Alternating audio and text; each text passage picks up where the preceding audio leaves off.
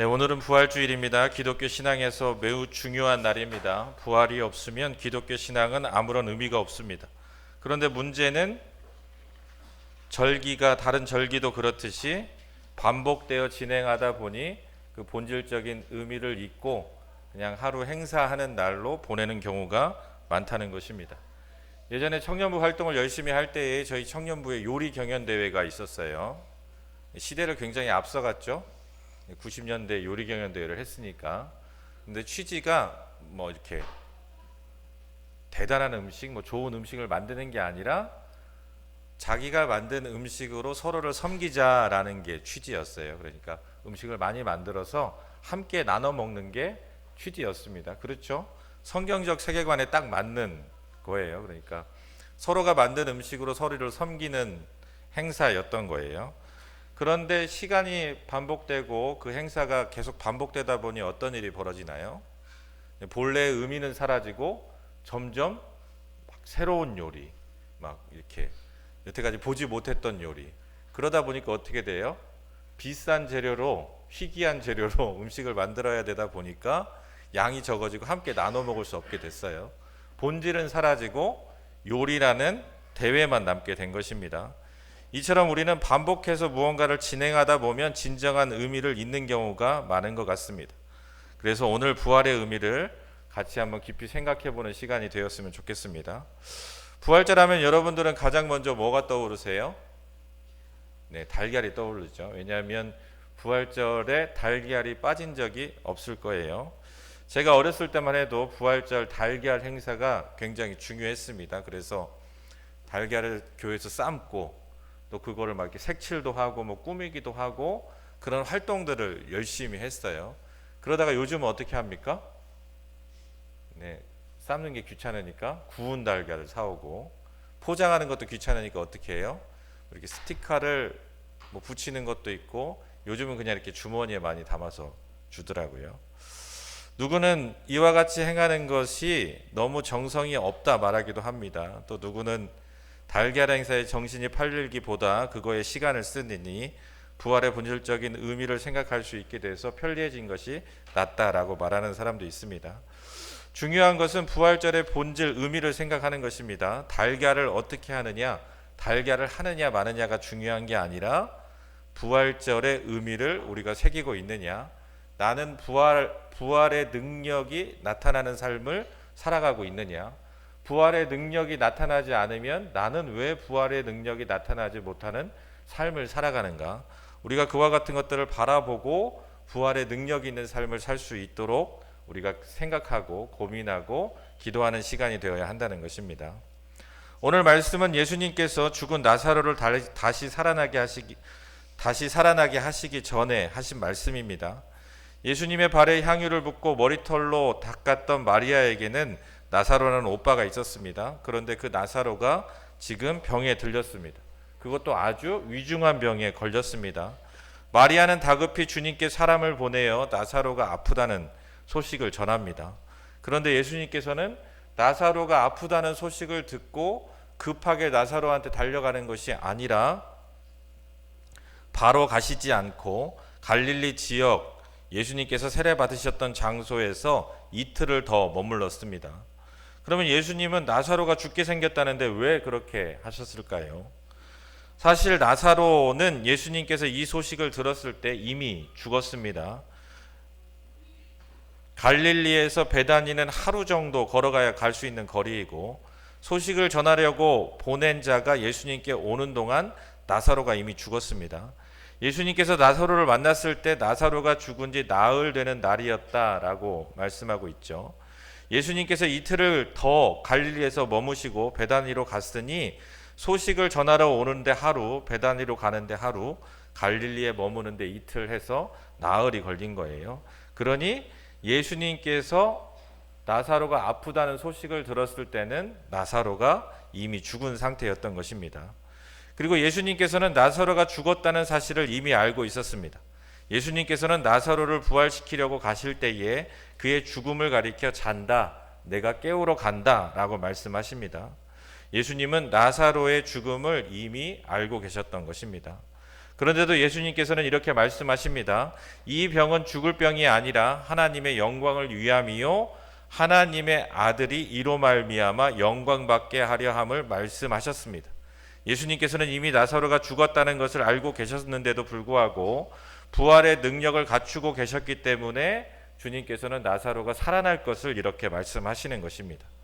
예수님의 부활 성도들의 부활은 부활 신앙을 이 땅 가운데 보여주는데 아주 귀한 도구로 나사로가 쓰임받게 된 것입니다. 그래서 그의 죽음은 하나님의 영광을 위함이고 예수님의 영광을 받게 하기 위함인 것입니다. 나사로가 죽은 지 나흘 만에 죽은 나사로의 무덤에 찾아갑니다. 사람들의 소망은 이미 끊어졌습니다. 죽은 지 나흘이나 되었으니 이미 시체에서 냄새가 납니다. 그런 사람들에게 예수님께서는 나사로가 살아날 것을 말씀하셨습니다. 그러나 그 말씀을 아무도 믿지 않았습니다. 그래도 마르다는 다른 사람들보다 믿음이 좋았던 것 같습니다. 예수님께서 조금만 빨리 오셨더라면 오빠가 살아났을 텐데 라고 말을 합니다. 예수님께서 나사로가 다시 살아날 것을 말씀하시니까 마지막 날에 다시 살아날 줄 안다 라고 대답하는 것을 보면 마리아는 그래도 신앙이 좋았던 인물이었던 것 같습니다. 그런 마리아에게 예수님께서 오늘 말씀을 들려주시는 거예요. 예수님께서 이르시되 나는 부활이요 생명이니 나를 믿는 자는 죽어도 살겠고 무릇 살아서 나를 믿는 자는 영원히 죽지 아니하리니 이것을 내가 믿느냐라고 마리아에게 하신 말씀입니다. 예수님께서는 자신을 부활이요 생명인 것을 말씀하셨습니다. 그런데 사람들은 예수님께서 부활과 생명이 된다는 것을 믿지 못합니다. 그리고 나사로의 죽음 앞에서 슬피 울고 있습니다. 예수님께서 마르다와 마리아의 집에 방문하셨을 때 마르다와의 대화를 통해서 자신이 부활과 생명의 실체로 오신 분임을 말씀해 주셨습니다. 그리고 마르다의 입을 통해서 주는 그리스도시요 하나님의 아들입니다 라는 고백까지 들었습니다. 그런데도 그들은 지금 예수님께서 함께 계시는데 나사로의 죽음 앞에 슬피 울고 있습니다. 주님이 보시기에 얼마나 답답합니까? 아직도 깨닫지 못하는 그들을 향하여 예수님은 긍휼한 마음이 생겼습니다. 그래서 주님께서는 눈물을 흘리셨습니다. 예수님은 제자들의 믿음 없음을 안타까워하셨습니다. 풍랑 가운데서 무리를 걸을 때에 무엇을 먹을까 무엇을 입을까 걱정하는 자들 앞에서 예수님께서는 안타까워하셨습니다. 지금 부활이요 생명이신 예수님 앞에서 죽음으로 인한 슬픔과 절망, 통곡 속에 빠져 있어 여전히 깨닫지 못하는 사람들이 너무 비통한 마음에 그들이 불쌍히 여겨져서 예수님께서는 지금 눈물을 흘리고 계시는 것입니다. 그리고 성경에서 가장 드라마틱한 장면 중 하나인 나사로가 부활하는 장면이 나오죠. 예수님께서 큰 소리로 나사로야 나오라 부르시니 배로 몸을 동인 채로 얼굴은 수건에 쌓여 걸어 나옵니다. 예수님께서 계시하신 대로 진정 예수님께서 부활이요 생명임을 나사로를 살림으로 보여주신 것입니다. 예수님은 이미 자신이 하나님의 뜻에 따라 십자가에 죽을 것이고 하나님께서 일으키심으로 살아날 것을 인식하고 계셨습니다. 그렇기 때문에 예수님께서는 스스로 부활이요 생명이라고 밝히고 있는 것입니다. 그리고 죽은 나사로를 살리셨습니다. 부활의 능력이 있으시다는 것을 죽은 나사로를 살리는 것을 통해서 보여주시는 것입니다. 이와 같은 일을 하는 동안 제자들은 어떻게 했습니까? 그 모든 일들을 바라보고 있었어요. 예수님 곁에서 제자들은 그 일들이 일어난 것들을 다 보았습니다. 예수님께서 스스로 부활이요 생명이라고 말씀하시는 것을 들었으며 예수님을 믿는 사람은 부활을 들었으며 예수님을 믿는 사람들은 부활을 경험한 삶, 즉 죽어도 살겠고 무릇 살아서 나를 믿는 자는 영원히 죽지 아니할 것을 말씀하시는 것을 들었습니다. 그리고 나사로를 삶이 되는 장면도 제자들은 쭉 지켜보고 있었던 것입니다. 이와 같이 부활이요 생명이신 예수님을 통해 부활을 경험했습니다. 그러나 이렇게 부활을 경험한 제자들은 부활과 상관 있는 삶을 살았습니까? 제자들의 삶을 보면 그렇지 못했습니다. 그들은 예수님을 통해서 부활을 경험했지만 부활에 대한 믿음을 갖추지 못하였기 때문에 부활과 관계없는 삶을 살아갑니다. 예수님께서 순환과 함께 부활하실 것을 말씀하셨습니다. 그들은 부활을 믿지 못했습니다. 그래서 베드로는 순환과 부활을 예고하는 주님을 막아섭니다. 베드로가 가지고 있는 메시아상, 다윗의 왕조를 회복하여 강력한 나라를 만드는 왕으로 세워지셔야 하는데 죽음을 말씀하자 베드로가 막아선 것입니다. 그런데 베드로의 시각으로 생각해봐도 예수님께서 지금 죽으실 것과 부활하실 것을 동시에 말씀하고 있죠. 근데 메시아 왕으로 서려면 죽었다가 살아나면 얼마나 큰 권위가 있겠습니까? 그런데 베드로는 부활은 아예 바라보지도 않고 있는 거예요. 베드로는 주님의 부활에 관심이 없었습니다. 그러니 부활이요 생명이신 예수님과 함께하면서도 그들은 여전히 예수님을 믿지 못했고 부활의 능력 가운데 살아가지 못했던 것입니다. 예수님이 어떠한 분인가엔 관심이 없었고 자신의 생각의 틀 속에 예수님을 가둬놓고 자신의 바램들을 들어주는, 자신이 원하는 것들을 이루어주는 요술램프 정도로 예수님을 바라본 것입니다. 자신들이 바라는 것이 예수님을 통해서 이루어지기를 바라는 삶을 살았습니다. 그랬기 때문에 제자들은 예수님을 온전히 알 수 없었습니다. 죽은 자의 부활을 보고도 그들은 부활 신앙을 가지지 못했습니다. 부활을 경험하고도 그들은 부활의 능력 속에 살아가지 못했습니다. 이러한 그들은 결정적인 순간 예수님께서 죽으시고 부활하시는 순간 자신들의 연약한 믿음 때문에 예수님을 떠나고 말았습니다. 자신들의 머릿속에 담겨져 있는 예수님의 모습과 실제 예수님의 모습이 달랐기 때문에 그들은 부활을 보고도 예수님의 죽음 앞에 다시 도망갔습니다. 부활을 보여주시고 부활을 예고하셨음에도 불구하고 그들은 예수님의 죽음 앞에 다 도망친 것입니다. 그들은 부활을 경험했지만 부활과 상관없는 삶을 살아가게 되었습니다. 부활이요 생명이신 예수님, 그 예수님의 제자들이었지만 그들은 그 스승의 가르침을 잘 알아듣지 못하고 부활과 상관없는 삶을 살아가고 있는 것입니다. 여러분들 혹시 여러분들이 좋아하는 속담이나 격언이 있으신가요? 다들 하나씩 있으시겠지만 저는 사실 그런 속담이나 격언을 별로 좋아하지 않아요. 왜냐하면 좋은 말인 것 같은데, 듣기에 너무 좋은 것 같은데 정작 나의 삶에 영향을 끼치는 경우는 거의 없기 때문에 그렇습니다. 그래서 이런 격언 같은 것들을 약간 틀어서 말하는 사람이 있죠. 박명수라는 개그맨이 유명한데, 일찍 일어나는 새가 더 피곤하다고, 더 일찍 일어나는 새는 더 피곤하다고, 그렇게 이야기합니다. 일찍 일어난다고 해서 모든 것이 사실 이루어지지가 않잖아요. 인생이라는 게 그렇잖아요. 열심히 산다고 다 잘 되는 것이 아니듯이, 그렇기 때문에 그와 같은 말을 합니다. 삶이 변화하고 우리의 인생을 바꾸는데 결정적인 영향을 끼치는 경우가 많지 않습니다. 아마도 제자들은 예수님의 말씀을 그런 격언 정도로 생각했던 것 같아요. 그렇기 때문에 예수님께서 아무리 말씀하셔도 그 말씀을 통해서 자신의 삶이 변화되는 능력이 나타나지 못한 것입니다. 그들은 여전히 자신들의 생각을, 자존심을 버리지 못하고 자신들의 틀에 맞추어 예수님을 바라보았습니다. 우리는 어떻습니까? 이태 장로님은 부활절을 몇 번 경험하셨어요? 네, 50번 넘게. 그렇죠. 어렸을 때부터 모태 신앙이었으면 자기 나이만큼 부활절 달걀을 먹었을 것이고, 못해도 20년 이상, 30년, 많게는 7, 80년까지 부활절을 경험하신 분들이 계실 거예요. 해마다 반복되는 부활절이 여러분들에게 어떤 의미로 다가옵니까? 여러분들의 삶에 어떤 능력을 나타냅니까? 그와 같은 부활절을 통해서 죽음도 이기는 부활의 능력이 있는 삶을 사시고 계십니까?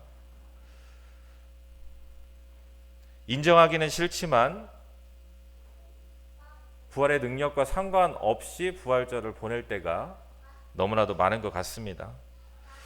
이러한 우리들의 모습은 부활하신 주님을 곁에 두고도 슬픈 기색을 띠며 엠마오로 내려가던 두 제자의 모습과 닮아 있습니다. 그들은 주님과 함께 걷고 있었어요. 부활하신 주님과 함께 걷고 있었습니다. 심지어 주님께서 직접 하는 말씀을 듣기도 했습니다. 그런데 그들은 영적으로 눈이 가려져 주님이 누구이신지 깨닫지 못했습니다. 부활의 기쁜 소식이 그들에게는 아무런 영향이 없었던 것입니다. 삶의 방향은 여전히 예루살렘을 등진 채 엠마오로 향하고 있었습니다. 주님께서 맡겨주신 소명, 부활의 능력이 있는 삶을 뒤로 하고 과거의 자신의 삶으로 돌아가고 있었던 것입니다. 부활을 경험하고도 부활의 삶을 살지 못했던 제자들은 이제 초라한 자신의 모습과 직면하게 됩니다. 목숨까지도 버리면서 주님을 따르겠다라고 외치며 하나님의 나라를 꿈꾸고 메시아 왕국을 꿈꾸던 그들은 이제 패배자, 루저가 되어 초라한 자신의 모습과 만나게 됩니다. 그리고 예수님을 버리고 도망간 자신들의 행동을 후회하며 예수님과 함께하는 시간들을 떠올리며 슬픈 날들을 보내고 있었을 것입니다. 그들은 아직도 깨닫지 못하고 있습니다. 이러한 제자들에게 예수님께서 나타나시죠. 이제야 비로소 그들은 주님의 부활을 경험하고 그들의 삶이 과거의 삶과는 완전히 다른 삶, 부활의 능력이 있는 삶을 살아가게 되는 것입니다. 주님께서 십자가를 지시고 자신의 목숨까지 내어주며 하늘의 뜻을 이룬 것처럼 이제 제자들도 자신의 목숨도 아까워하지 아니하고 복음에 합당한 삶, 복음을 전하는 삶을 살아가게 된 것입니다. 예수님께서 부활하시기 전 그렇게도 이야기했던 자기를 부인하고 자기 십자가를 지고 나를 따르라 라는 말씀의 의미를 깨닫고 이제 그들은 주님을 닮아 주님을 따라 살아가는 삶을 살아가게 된 것입니다.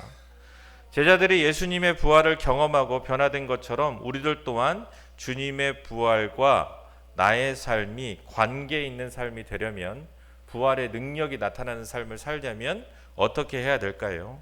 어떻게 해야 매년 지나가는 하나의 행사가 아니라 정말 아름답고 감동적인 사랑의 드라마를 보는 것과 같이 예수님의 부활의 이야기를 듣고 넘어가는 것이 아니라 제자들과 같이 자기를 부인하고 자기 십자가를 지고 예수님의 뜻을 따르는 삶, 하늘의 뜻을 이루는 삶을 살아갈 수 있게 될까요? 우리는 살면서 믿음을 갖게 된 사람들의 이야기를 종종 듣곤 합니다. 그런데 그 이야기의 대부분은 어떻습니까?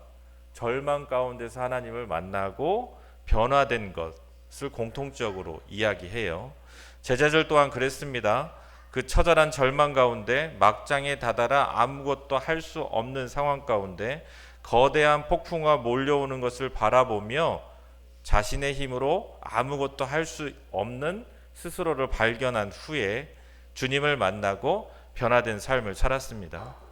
성경에 나오는 수많은 인물들이 다들 그와 같은 터닝 포인트가 있었습니다. 아버지의 이쁨을 독차지하고 살던 요셉은 어떻습니까? 애굽의 노예로 팔려가 억울하게 수감 생활하는 고난의 시간을 거치고 나서야 하나님의 뜻을 이루는 삶을 살았습니다. 모세의 삶은 어떻습니까? 애굽의 왕자로 잘 나가다가 아무것도 할 수 없는 광야의 도망자로 40년간 살다가 하나님께서 그 절망 가운데 불러주셔서 민족을 출애굽시키고 가나안 땅으로 인도하는 하나님의 사람으로 쓰임을 받았습니다. 바울은 어떻습니까? 우리가 알기로 바울이 다메섹 도상에서 회심을 한 이후에 복음 전도를 한 것으로 우리는 기억을 하죠. 그런데 바울이 회심한 이후에 다시 사도행전에 등장해서 복음을 전도하기까지는 14년이라는 시간이 걸렸어요. 그 기간 동안 자신의 모습을 점검하고 자신을 돌아보는 고난과 고통의 시간을 견디고 나서야 하나님께 쓰임을 받은 것입니다. 그래서 그제야 비로소 우리가 알고 있는 이방의 빛으로 사용되어 선교의 역사를 이룰 수 있게 된 거예요. 죽어야 부활할 수 있듯이 부활 경험을 통해 변화된 자들의 삶에는 자기 자신을 부인하는 아픔의 시간이 있어야 한다는 것입니다. 나를 부인하고 나의 십자가를 지는 그와 같은 삶이 있어야 주님의 십자가의 삶을 나의 삶으로 받아들임으로 부활의 능력이 나타나는 삶을 살아갈 수 있게 되는 것입니다. 그러면 우리는 어떻습니까? 고난과 고통을 경험하기 위해, 그 고난 속에 들어가기 위해 우리는 어떻게 해야 됩니까? 일부러 사업이라도 망해야 될까요? 아니면 좀 건강을 이렇게 나쁘게 만들어야 될까요? 요셉처럼 노예로 팔려가고 모세처럼 추방당하고 죽을 병에 걸려야만, 그래야만 우리가 그 부활의 능력 속에 들어갈 수 있습니까? 그렇지 않습니다. 그렇게 일부러 하는 사람은 참 바보죠. 그럴 필요가 없어요. 중요한 것은 그리스도의 십자가의 고난에 참여하면 되는 것입니다. 주님의 뜻대로 살아가는 것이 바로 그리스도의 고난에 참여하는 거예요. 왜 그렇습니까? 내 욕망을 내려놓으니까 그런 거예요. 헌금하는 것도 마찬가지예요. 내 필요에 따라서 내가 원하는 대로 쓸 것을 공동체를 위해서 내놓는 거잖아요. 그것도 그리스도의 고난에 동참하는 것입니다. 내 욕망, 내 욕구를 누르고 하늘의 뜻을 이루기 위해서 사는 것, 그것 자체가 그리스도의 고난에 동참하여 나의 십자가를 지는 일인 것입니다. 청년부 시절에 농촌 선교 활동을 갔어요. 낮에는 농민들과 같이 일을 하고 저녁에는 여러 가지 프로그램을 하면서 복음을 전하는 일들을 했습니다. 월요일부터 금요일까지 열심히 일을 하고 밤에는 성경학교, 예배, 마을 어르신들 초청해서 식사도 대접하고 이렇게 복음을 담은 연극도 보여주고 이런 활동들을 하는 거예요. 일손이 부족한 농촌에 가서 20살, 21살 청년들이 열심히 일하니 얼마나 대견합니까? 귀한 일이죠.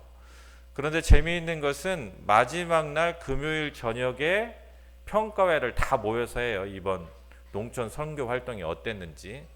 그러면 다들 하나같이 고백하는 게 무엇이냐면, 내가 이번 농촌 선교 활동을 통해서 나의 연약함을 발견하고 한계를 보게 되었다라는 것을 깨닫게 됩니다.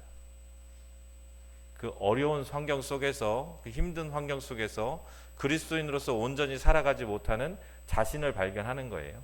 내가 여기 와서 이렇게 봉사를 했으니 대단하다라고 느끼는 게 아니라 오히려 나의 연약함을 발견하고 아직도 내가 더 가야 될 길, 아직도 더 주님을 따라야겠구나라는 것을 깨닫게 되는 것입니다.